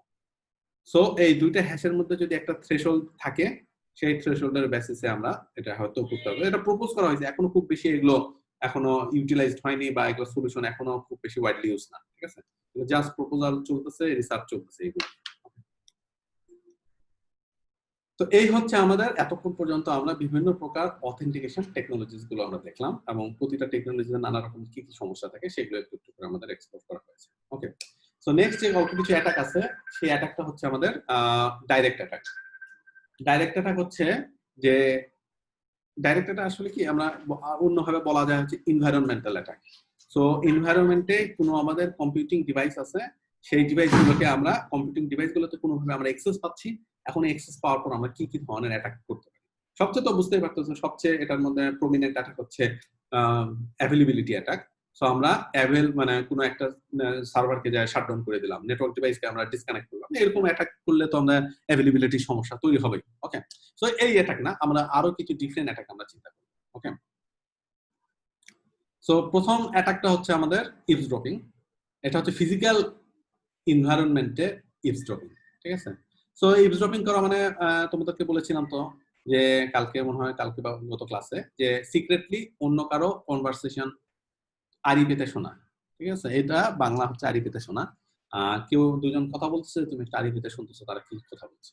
তো আমরা যদি কম্পিউটিং পার্সপেক্টিভে চিন্তা করি, কম্পিউটিং পার্সপেক্টিভে চিন্তা করলে কে কি ইনফরমেশন কম্পিউটারে পাস করতেছে, বা কে পাসওয়ার্ড দিচ্ছে কিবোর্ডের দিক তাকায় থাকা, তোমার বন্ধু পাসওয়ার্ড দিচ্ছে, তুমি টক টক করে পিছন থেকে তাকায় আছো। ঠিক আছে, এটা হচ্ছে ইভসড্রপিং।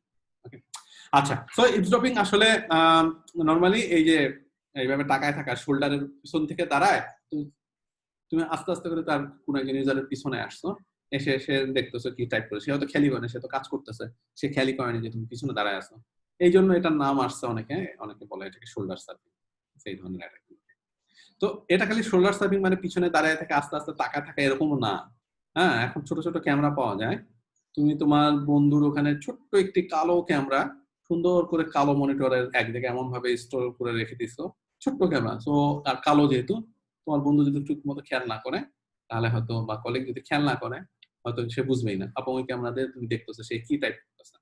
ওকে, শুধু তাই না, আরো ইন্টারেস্টিং আছে, তুমি বাইনোকুলার, পাওয়ারফুল বাইনোকুলার ইউজ করে তুমি আরেকজনের কম্পিউটার এবং কিবোর্ডে কি টাইপ করতেছে এগুলো দেখার চেষ্টা করতেছে। সেগুলো সবগুলোই পার্ট অফ হচ্ছে আমাদের শোল্ডার সার্ফিং। আর খুব পাওয়ারফুল ক্যামেরা আছে, বাইনোকুলার আছে, যেগুলোতে তুমি শুধু তোমার রুম এর মধ্যেই না, পাশের বিল্ডিং এ আরেকটা অফিস আছে, সেটার জানলা দিয়ে কি হচ্ছে সেটাও আর কি বাইনোকুলার দিয়ে তুমি কি টাইপ করতেছে সেগুলো তো বের করতে পারবে। ওকে, তো এগুলো থেকে বাঁচার উপায় কি?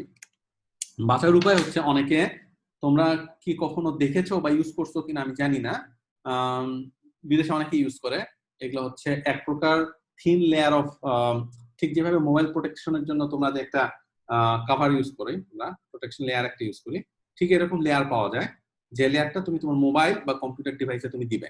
সো ওই লেয়ারটা তুমি যখন সোজাসুজি থাকবা, তখনই সবকিছু সুন্দর মতো তোমার স্ক্রিনের জিনিসগুলো দেখা যাবে। একটু অ্যাঙ্গেল যদি হয়ে যায়, সঙ্গে সঙ্গে কালো দেখা যাবে। তো পাশ থেকে কেউ যদি দেখতে চায় তোমার স্ক্রিন, মোবাইলের স্ক্রিন, কেউ দেখতে পারবে না, কারণ তার কাছে লাগবে একটা কালো। তোমরা কি দেখেছো এটা? বাংলাদেশে কি ইউজ হয় এটা? জি স্যার।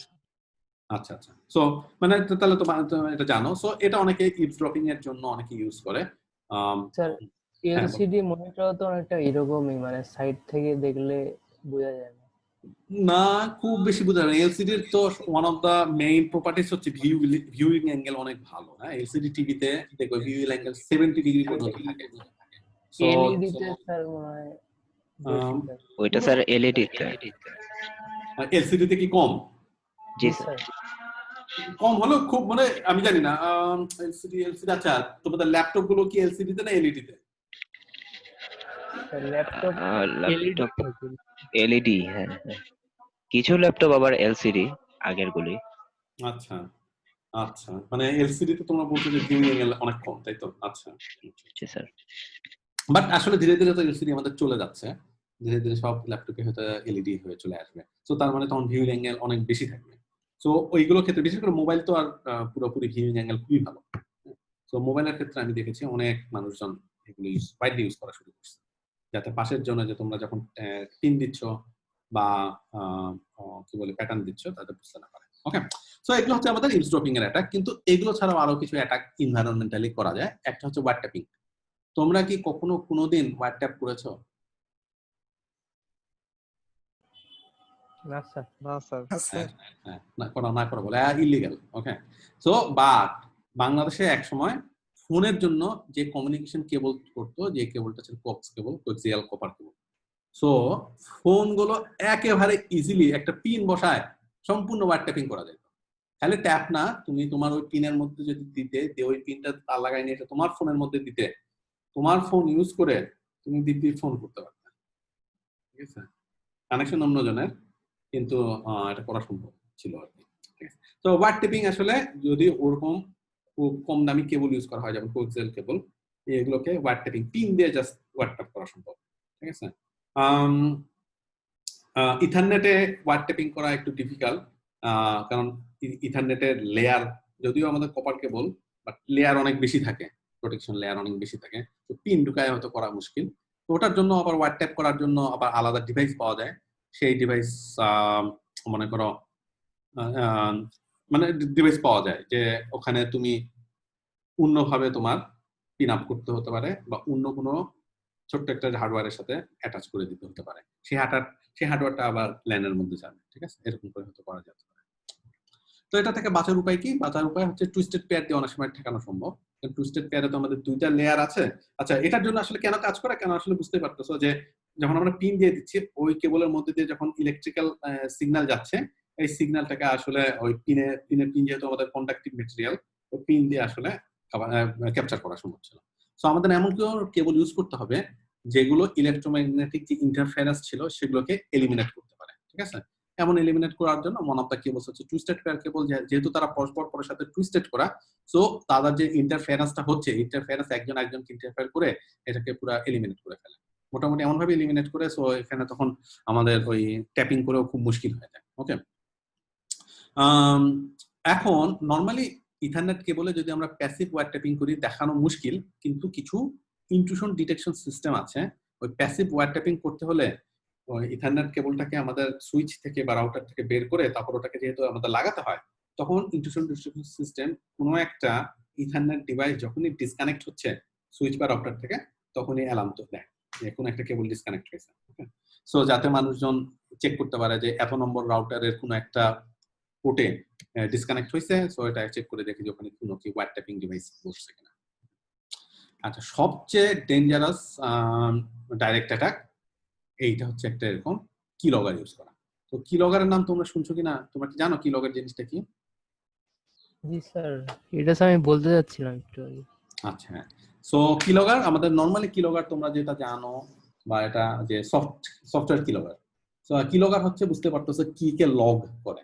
সো তোমার কম্পিউটারের মধ্যে যদি একটা সফটওয়্যার কিলগার থাকে, তারা ব্যাকএন্ডে ব্যাকগ্রাউন্ডে কাজ করবে, আর সে তুমি যতগুলো জিনিস কি প্রেস করতেছো সে সুন্দর মতো সেগুলোকে ক্যাপচার করে আইদার ফাইলে সেভ করে রাখে, অথবা যদি নেটওয়ার্ক থাকে নেটওয়ার্ক দিয়ে কোনো একটা নির্দিষ্ট সার্ভারে সেই ইনফরমেশন গুলো সে পাঠিয়ে দিতে পারে। ঠিক আছে, তো সফটওয়্যার কিলগার তো আসলে সফটওয়্যার কিলগার তোমাকে এটা যেহেতু ব্যাকএন্ডে চলে, ব্যাকগ্রাউন্ডে চলে, তোমাকে ওই কোনো একটা প্রসেস মনিটর ইউজ করে চেক করে দেখতে হবে যে কোনো একটা এমন কোনো প্রসেস মনিটর আছে কিনা যে প্রসেসটাকে তোমার মনে হচ্ছে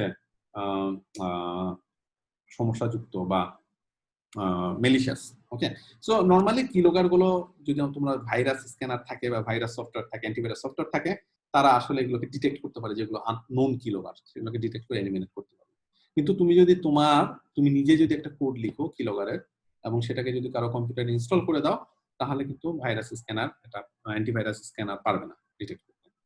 ওকে, বাট সবচেয়ে ডেঞ্জারাস কিলগার হচ্ছে আমাদের হার্ডওয়্যার কিলগার। এই হার্ডওয়্যার কিলগার জাস্ট তোমার যে কিবোর্ডের যে ইউএসবি ডিভাইস আছে, যে ইউএসবি কানেকশনটা আছে, সেটা এরকম একটা ইউএসবির সাথে কানেক্ট হবে এবং এই ডিভাইসটা যে কম্পিউটারের ইউএসবি পোর্টে যে কানেক্ট হবে। সো দেখে মনে হবে যে কোনো একটা এটা একটা কনভার্টারের মতো মনে হয় কিছু একটা জিনিস, যেটা তোমাদের ইউএসবিটাকে, কিবোর্ডের ইউএসবিটাকে পোর্টটাকে কম্পিউটারের ইউএসবি পোর্টে কানেক্টের ব্যবস্থা করতেছে। হ্যাঁ, সো এই ধরনের কিলগার গুলো সবচেয়ে ডেঞ্জারাস, কারণ এগুলোকে ডিটেক্ট করা তুমি যদি ফিজিক্যালি ইনভেস্টিগেট না করো ডিটেক্ট করতে পারবে না, এবং ডিটেক্ট করলে অনেক সময় হয়তো বুঝবাও না যে এটা আসলে এখানে কিছু একটা লাগানো আছে। সো বিশেষ করে এগুলো সমস্যা হয় হচ্ছে বিভিন্ন প্রকার সাইবার ক্যাফেতে। ওকে, সাইবার ক্যাফেতে তোমরা যখন ইউজ করো খুবই খুবই এগুলা কেয়ারফুল থাকবা। আইনা তাতে সফটওয়্যার কিলগার থাকতে পারে অথবা এরকম হার্ডওয়্যার কিলগার থাকতে পারে, এবং হার্ডওয়্যার কিলগার যদি থাকে তুমি যদি চেক না করো বুঝাই মুশকিল যে এটা এখানে কিলগার আছে কিনা। তো তুমি যাই টাইপ করছো না কেন, ইউজার নেম, পাসওয়ার্ড, ফেসবুকের লগইন আইডি বা অন্য যে কোনো কিছু, এই এখানের মধ্যে আমাদের ইউএসবি যেটা স্টোরেজ মিডিয়াম, এর মধ্যে সুন্দর করে জমা হচ্ছে। সো কোনো এক সময় এটা খুলে আসলে চেক করা যাবে যে কে কোথায় কোন ইউজার কোথায় টাইপ করছে।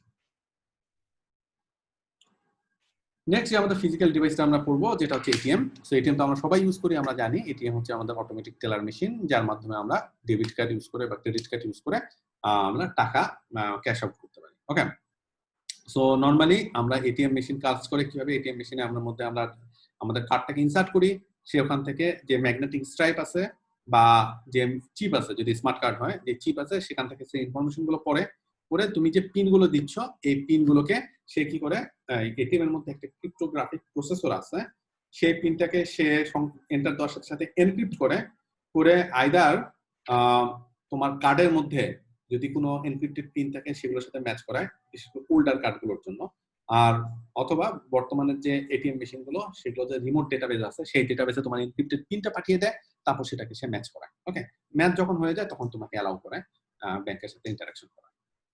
তো এখন যেহেতু আমাদের যেটা বললাম যে কনফিডেন্সিয়ালিটি সবচেয়ে ইম্পর্টেন্ট প্রপার্টিসটা এখানে হচ্ছে আমাদের যে ইনফরমেশন গুলো এটিএম থেকে ব্যাংকের মধ্যে বা রিমোট ডেটাবেসে যে আদান প্রদান হচ্ছে সেগুলোর কনফিডেন্সিয়ালিটি এনশিওর করা।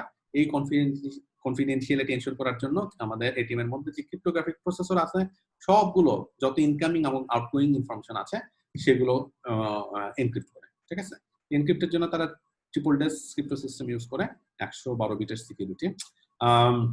এই তার মানে এখন যেহেতু এটা আমাদের একটা 112 বিটের ট্রিপল ডেস হচ্ছে আমাদের কি ছিল, একটা সিমেট্রিক এনক্রিপশন। তার মানে আইদার আমাদের ওই সিমেট্রিক এনক্রিপশন চালানোর জন্য কি যেটা দরকার সেটা আমাদের আইদার এটিএম এর মধ্যে ইনস্টল করে দেওয়া হয়, অথবা যখন এটিএম কনফিগার করা হয় তখন এটিএম মেশিনটা কোন একটা এটিএম ভেন্ডর থেকে ওই কিটা রিমোটলি কালেক্ট করে। ওকে, সো তার কাছে ওখানে সিক্রেটলি মানে ওই কিটা এটিএম মেশিনের মধ্যে আছে।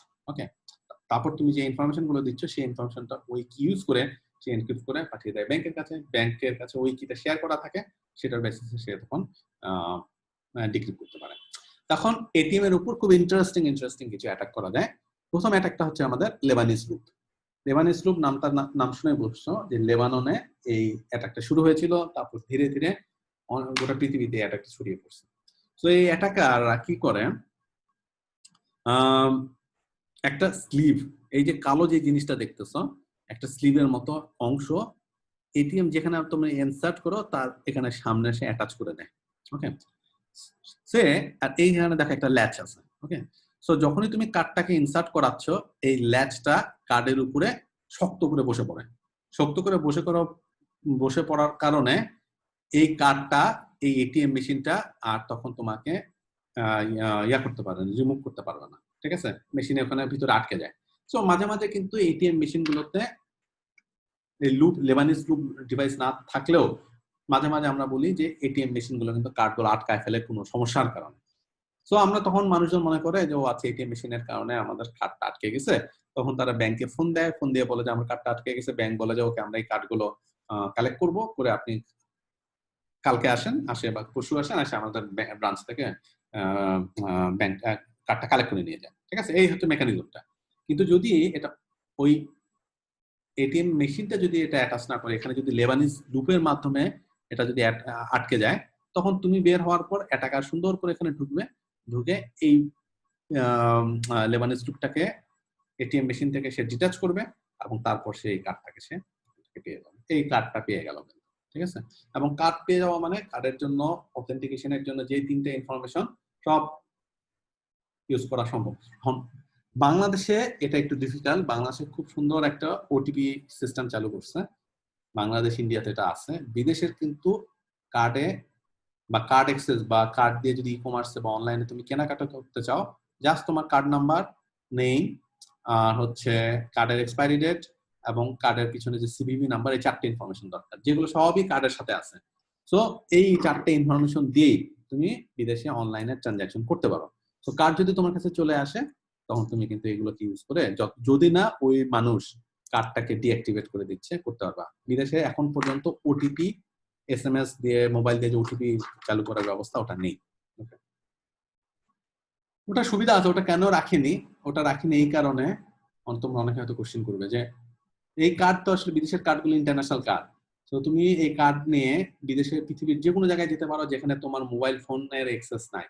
মোবাইল ফোনের যেহেতু অ্যাক্সেস নাই, তাহলে বিদেশে তখন তুমি এই কার্ডগুলো ইউজ করবে কিভাবে? ওকে, তো এই জন্য আসলে অনেক জায়গায় এটাকে রাখেনি। তুমি বাংলাদেশের চিন্তা করো, বাংলাদেশের কার্ডগুলো এখন পর্যন্ত তো অধিকাংশ কার্ডই হচ্ছে ইন্টারন্যাশনাল কার্ড না, ডোমেস্টিক কার্ড, সেই জন্য এটাকে এখন চলে। আচ্ছা, নতুন যে আরেকটা অ্যাটাক, এটা একটা নাম হচ্ছে স্কিমার অ্যাটাক। স্কিমার হচ্ছে তুমি মোবাইলের এটিএম এর উপরে তোমরা অ্যাডিশনাল একটা ডিভাইস রাখবে, যে ডিভাইসের মধ্যে একটা রিডার আছে, এবং সেই রিডার কি করবে, কার্ডের যে ম্যাগনেটিক স্ট্রাপের মধ্যে যে বিভিন্ন ইনফরমেশন গুলো আছে সেই ইনফরমেশন গুলো সে পিক করবে, করে তার কাছে রেখে দিবে। শুধু তাই না, অ্যাটাকার কি করতে পারে, তোমার ওই যে স্কিমার যে আছে, স্কিমারের সাথে একটা তোমরা যেখানে পিন দাও ঠিক ওর উপরে একটা ছোট্ট ক্যামেরাও ইনস্টল করতে পারে। সো তোমরা যখন পিন দিচ্ছ, ওই সে পিনটা সে পেয়ে যাচ্ছে ওই ক্যামেরা দিয়ে, আর স্কিমারের মাধ্যমে কার্ডের বিভিন্ন ইনফরমেশন পেয়ে যাচ্ছে। তারপর সে এই কার্ডের ইনফরমেশন গুলো দিয়ে একটা ক্লোন কার্ড তৈরি করতে পারে, এবং ক্লোন কার্ড ইউজ করে সে তখন হয়তো ক্যাশ আউট করতে পারবে। ওকে, শুধু তাই না, নতুন আরেক ধরনের অ্যাটাক শুরু হয়েছে, যেগুলো ফেক এটিএম। দেখে যেন মনে হয় একদম এটিএম, কিন্তু বেসিক্যালি এগুলো ফেক। সো তুমি তোমার কার্ডের ইনফরমেশন দিবা, পিন দিবা, দিয়ে তারপর বলবে না সমস্যা, কাজ করতে পারছিস না, কার্ডটাকে তোমাকে কার্ডটাকে করে দিবে, বের করে দিবে, ঠিক আছে। কিন্তু সেই কার্ডের ইনফরমেশন গুলো পেয়ে গেল এবং পিন গুলো পেয়ে গেল। এবং তোমরা একটা ইন্টারেস্টিং একটা ঘটনা আছে যে খুব বড় একটা সিকিউরিটি কনফারেন্সে, মানে তাদের কনফারেন্স অর্গানাইজারদের অনুমতি সাপেক্ষেই একটা ফেক এটিএম এস্টাবলিশ করা হয়েছিল, দেখার জন্য মানুষজন কি এই ফেক এটিএমটাকে ডিটেক্ট করতে পারে কিনা। আর খুবই নামকরা সিকিউরিটি রিসার্চার, এবং এখানে ওয়ার্ল্ডের খুব নামকরা সিকিউরিটি রিসার্চাররা এসেছিল, এবং এদের মধ্যে অনেকেই কেউই ধরতে পারেনি, এবং এই ফেক এটিএম এ তারা কার্ড ঢুকাইছিল। তাই ফেক এটিএম এর মধ্যে কোনো প্রকার কার্ড রিডার ছিল না, কিছু ছিল না, বাট জাস্ট একটা এস্টাবলিশমেন্টটা ছিল যে এটিএম এ কার্ড ঢুকাচ্ছে, পিন দেওয়ার ব্যবস্থা হচ্ছে, তারপর ওরা বলতেছে যে না এটা সিস্টেম সমস্যা, কাজ করতেছে। বাট অনেক সিকিউরিটি রিসার্চার এটাতে ফলো করছে, ঠিক আছে। তার মানে আসলে জেনারেল পিপলদের জন্য আরো বড় মুশকিল এই ধরনের জিনিসগুলোকে ডিটেক্ট করা। লাস্ট আমাদের স্লাইড, এটা জাস্ট একটু টার্মটা তোমাদেরকে জানানোর জন্য, যে কম্পিউটার ফরেনসিক্স হচ্ছে একটা টার্ম, যে টার্মে আমরা নর্মাল যে আমরা ফরেনসিক ইউজ করি, তো কোনো জায়গায় চুরি হলো বা মার্ডার হলো, তখন কিন্তু ক্রাইম ইনভেস্টিগেটররা এসে ফরেনসিকের মাধ্যমে, তোমরা যখন শার্লক হোমস দেখেছো, তোমরা এটা খেয়ালই করেছো, এসে তারা ফরেনসিক করে বিভিন্ন প্রকার ডেটা কালেক্ট করার ট্রাই করে। কম্পিউটার ফরেনসিক হচ্ছে কম্পিউটারের বা ফোন ইউজ করে যখন কোনো ক্রাইম হয়েছে, সেই কম্পিউটার এবং ফোনগুলোকে হয়তো পুলিশ কনফিসকেট করেছে, তারপর এখন এগুলোকে তারা ফরেনসিক ইউজ করে বিভিন্ন ডেটা কালেক্ট করার ট্রাই করছে, ঠিক আছে। সে ফর এক্সাম্পল, অনেক সময় হ্যাকাররা করে কি, যখন তারা, এটা অনেক মুভিতে দেখে থাকতে পারো, যে যখন তারা জেনে ফেলতেছে যে তাদের কম্পিউটার, তারা পুলিশ চলে আসছে তাদের বাসায় তাদেরকে ধরার জন্য, তারা তখন হার্ড ডিস্ক গুলোকে নষ্ট করে ফেলার ট্রাই করে, পুরাই ফেলার ট্রাই করে, এরকম কিছু করে যাতে এখান থেকে ডেটা কালেক্ট না করতে পারে। তখন ফরেনসিক মেকানিজম আছে, এই ফরেনসিক মেকানিজম ইউজ করে বেসিক্যালি হয়তো ডাটা কালেক্ট রিট্রিভ করা সম্ভব। তো এই যে ফরেনসিক মেকানিজমের জন্য যে অ্যাডভান্স টেকনিক্স গুলো ইউজ হয়, এগুলো তো লিগ্যাল কাজে ইউজ হয় নরমালি ফরেনসিক ইনভেস্টিগেটরদের, কিন্তু বেসিক্যালি অ্যাটাকাররাও এই টেকনিক গুলো খুব ভালো মতো আয়ত্ত করে, এবং এগুলোকে ইউজ করে তারা কারো কম্পিউটার থেকে হয়তো সেন্সিটিভ ইনফরমেশন কালেক্ট করার ট্রাই করে। আচ্ছা, তো এই হচ্ছে আমাদের ফিজিক্যাল সিকিউরিটির আজকের ক্লাস। কোনো কোশ্চেন আছে তোমাদের? না স্যার। সবাই ঠিক মতো সব বুঝতে পারছো? আচ্ছা ঠিক আছে, কোশ্চেন যদি না থাকে তাহলে আমরা আজকে শেষ করি এখানে। তোমরা সবাই সাবধানে থাকো, ভালো থেকো। আমাদের নেক্সট ক্লাস আবার শনিবার। আচ্ছা স্যার, আপনি স্যার, ভালো ভালো থাকবেন। হ্যাঁ। আসসালামু আলাইকুম। ওয়ালাইকুম আসসালাম।